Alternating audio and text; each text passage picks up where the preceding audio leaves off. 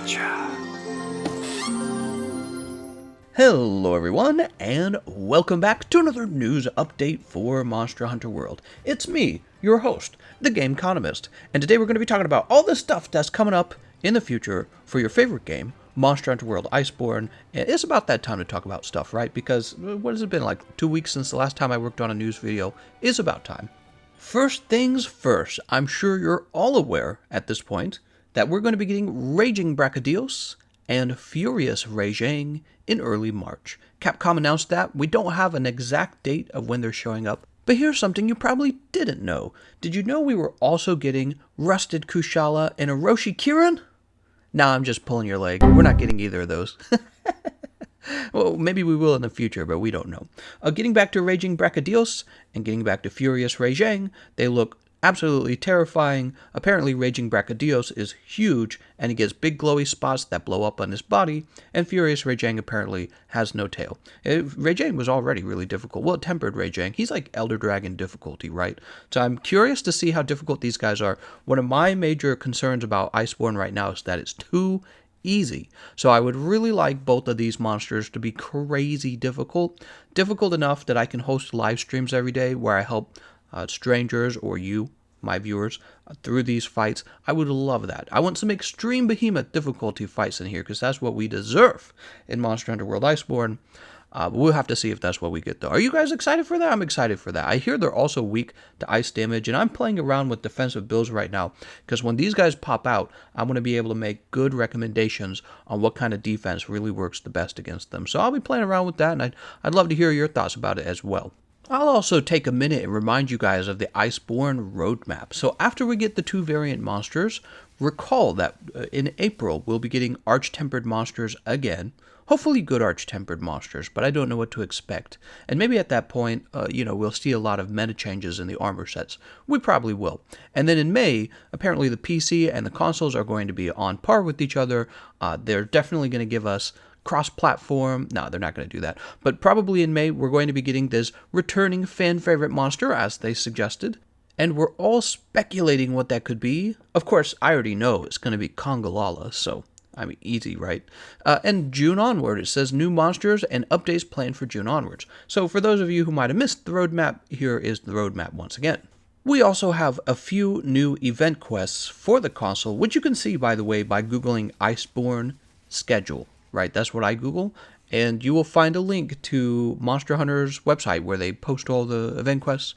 You can go look it up for yourself if you want, but basically we have Yodeling in the Forest, Heavy Metal in the Waste, we have Symphony of the Coral, and When the Swift Meets the Roar. Those are the new quests that we've received on the console or will be receiving, and basically they give you a higher chance for gold crowns. I'm not a big fan of hunting for gold crowns myself. I'm just lazy that way. Maybe you guys are, you're completionists. These quests would be for you if you're a completionist. Something that might have slipped your attention is there is a special arena quest called Aiming for the Light against Namiel. And this is the official finals quest for the American Monster Hunter Championship. I believe the championship will be hosted on the 29th. I'm assuming it's going to be live streamed, so when it comes out, I will probably post a link to the live stream in our Discord server and kind of ping everyone. If you want to join our Discord server, by the way, we have like 28,000 people in there. It's massive.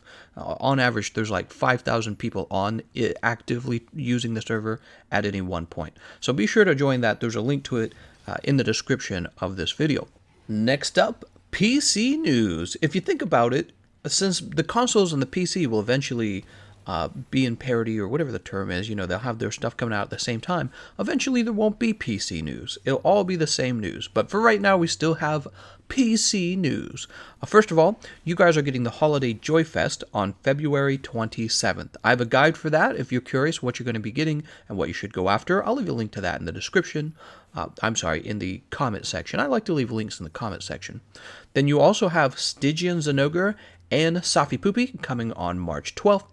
And you have the Master Rank 2 Paolumu Lullabies, the New Year Eve quest, is also coming with the Holiday Joy Fest. All that is content that we've already had on the console, and you guys are finally obtaining that content for the first time, while the developers catch you guys up to the consoles, basically. Finally, I thought I'd go ahead and announce the winner of our tournament in our Discord, the Guild Palace tournament versus Safajiva. The winner was Buck's team, and we have a video for that, which I'll also leave a link to in the comment section if you haven't seen the winners run. Congratulations to Buck for winning first place with his teammates. Also, I want to do a shout out for Diva and Frosty Sodas. Those were the teams in second and third place.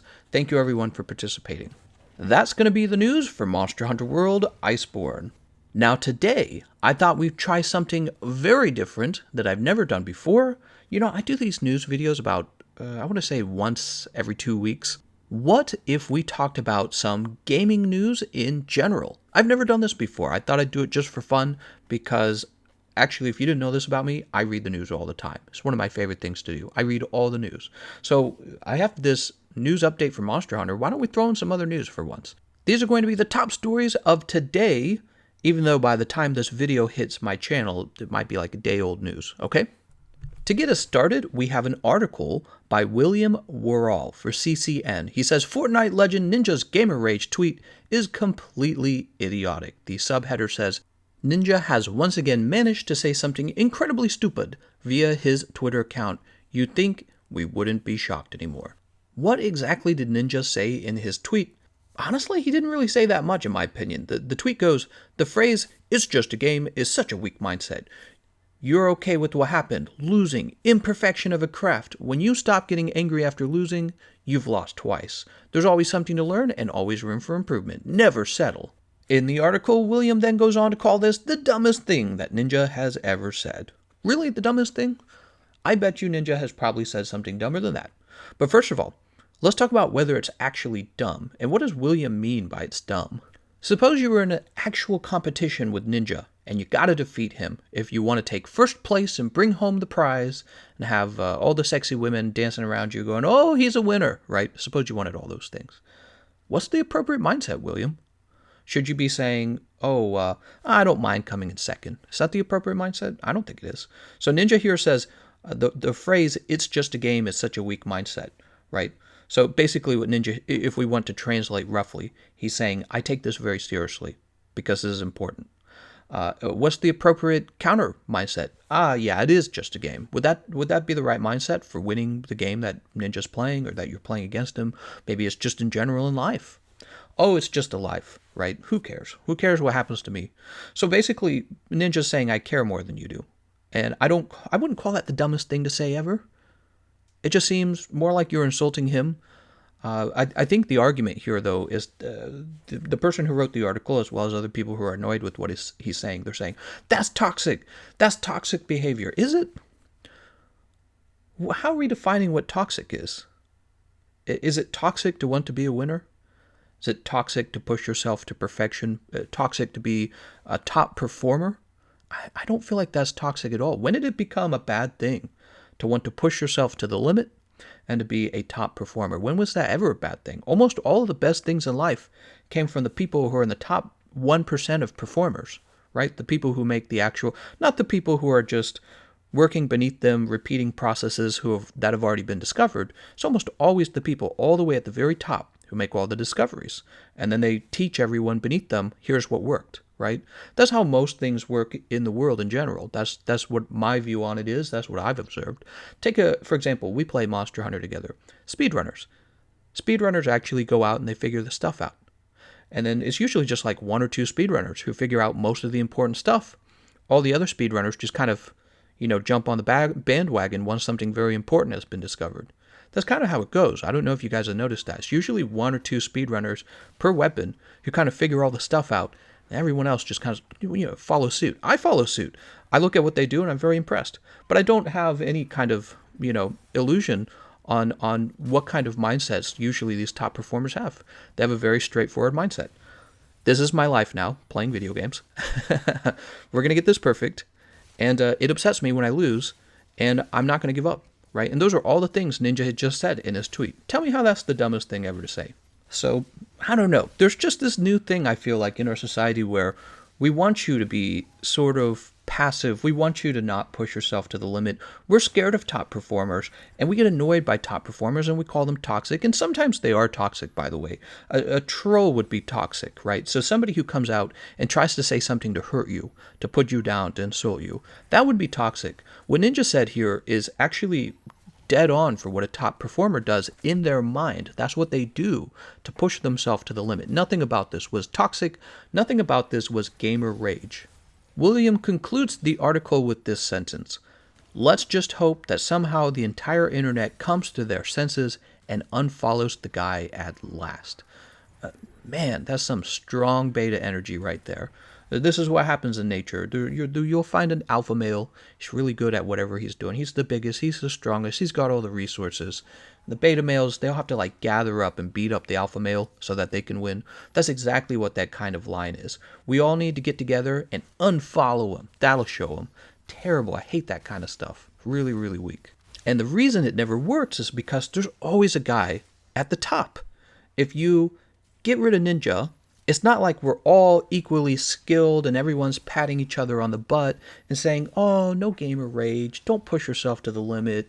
It's just a game. Who cares if you lose?" Right? That doesn't happen. What happens is now there's a new top guy, and I promise you, he has precisely the same mindset as Ninja did. It's the same mindset that gets you to the top, guys. In fact, I would make an argument it's harmful to tell boys and young kids not to compete. It's harmful to tell them not to reach for the stars, not to push yourself to the limit, not to ignore pain, and to push past your weaknesses and to become something greater than you once were, and to reach achievements that build your confidence and end up giving you the resources to provide for a family. So I would say it's harmful to have the other point of view, the point of view where rather than trying to improve yourself and to become more competitive yourself, you simply look out at the person at the top who is actually sharing his mindset that allows him to succeed, and you just call him toxic, and you just say he has gamer rage. I think that's actually very harmful to teach people to be that way, because it'll lead you to this point in life where you blame everyone around you for your own lack of success, and your belief will be that it's actually the people at the top who are toxic and not your own failings that caused you to never become your best self. Article number 2 is from Alan Wen. He wrote this for The Verge. The title is going to be "The Gray Area of Casting for Characters of Color in Video Games. Matching an actor's background to their character isn't as straightforward as it sounds." This is a longer article and kind of on a sensitive topic of whitewashing in, I suppose, media, right? Video games count as media. And the concern here is that you will have white actors who play the voice of maybe a black character in a video game or an Asian character in a video game. And the author of the article touches lightly on the subject in various ways. He mentions a lot how it's difficult to find voice actors with the technical skills and the availability of the character that they're trying to make in their video game. Let's jump down to the conclusion of the article. He says, "Nonetheless, the need for diversity in both characters and actors in games is being heard, and many are optimistic about the direction in which things are going. That there was a vocal backlash for Wargroove's casting is itself a sign that audiences are taking notice too. Until the industry becomes as diverse as the spectrum of characters and worlds that are being intended to portray, all people like Train can do is bang the drum. Quote, right after Wargroove, I was already casting for another project with a different client.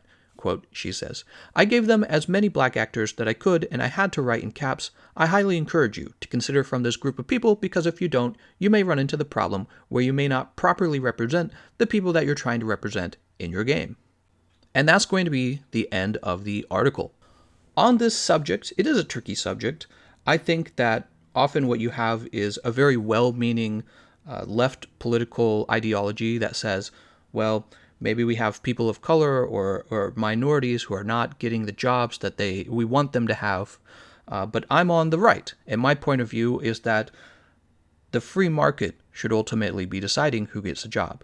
So the job should go strictly to the person who has the most talent and who will do the job for the least amount of money, that combination. And when this occurs, the consumer, which is me and you, receives the best product and we pay the least for it, or, the company makes the most profit, which is good for the people who have invested in that company, which is your grandma and grandpa, or maybe you. So that is my point of view. And one of the nicest things about free market capitalism is that it's inherently not racist. It really is not. Free market capitalism says anyone can do this job at all. It's based entirely on cost and skill. Nothing else. When you start saying things like, oh, we have to have this much representation, now you get racist real fast. How's it going to go? 10% Indian, 10% Asian or Eastern Asian, 10%, I don't know, Filipino, 10% black, 15%, 50% female, right? You start coming up with these numbers, and then people apply for the job. And maybe they have all the qualifications. Maybe they have all the voice acting skill for that job.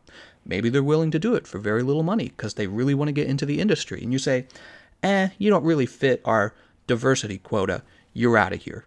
That's racism. So I take a free market capitalist approach. I think that's the least racist approach to the industry. And all of the fears about diversity in video gaming and misrepresentation, the whole beauty of voice acting is that it doesn't have to be the races matching, which means a black man could voice act a white man, and vice versa. That's a beautiful thing, not a thing to be feared. Let's do one more article and wrap this thing up. The last article is for Wired, written by Cecilia D. Anastasio. I'm not sure if I said the last name right. I'm terrible with names. You guys know that. So this one says, YouTube Gaming's most watched videos are dominated by scams and cheats. Ooh, this is very interesting information because I work on YouTube. The subheader says YouTube is littered with bot-driven videos promising big in-game riches that also try to steal your personal information.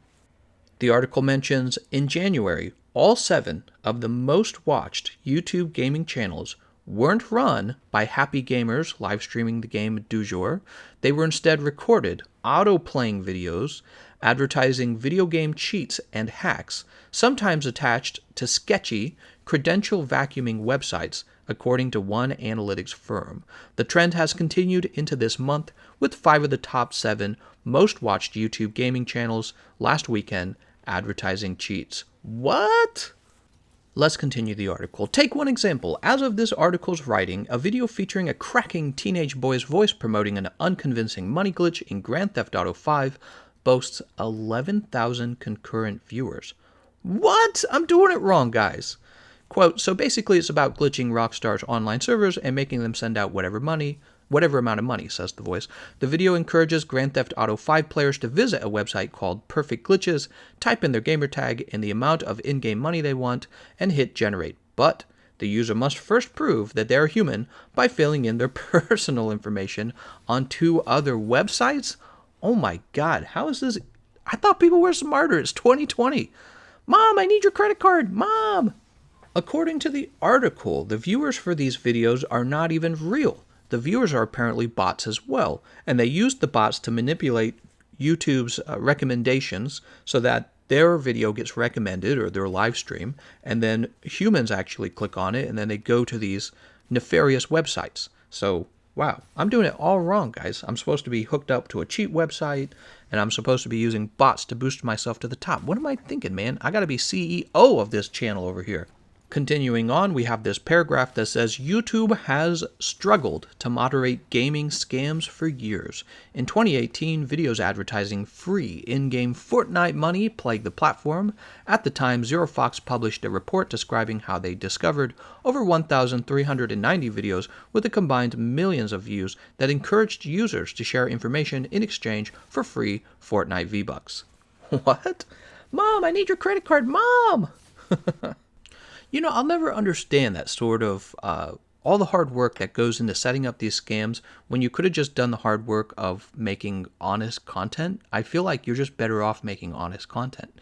You put all the effort in and you actually have something out of it, because eventually YouTube figures out what's going on and they're going to delete your stuff. But hey, you know what? Maybe they're making millions of bucks and I'm just a beta boy over here making $20, $30. So maybe they've got it figured out and I don't. All right, well, that is going to be the end of the gaming news. Only 3 articles? Wow, that lasted a long time. Let me know if you guys enjoyed this. I want to thank you all for watching, and I'll see you guys next time.